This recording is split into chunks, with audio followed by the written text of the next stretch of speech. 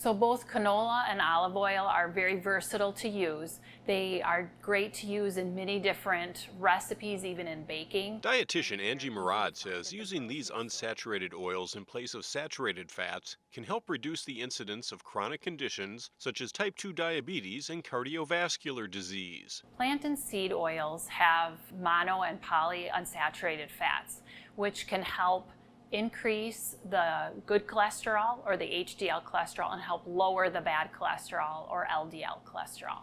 Murad says seed oils like peanut and sesame have stronger flavor and higher smoke points, so they're great in marinades and stir fries.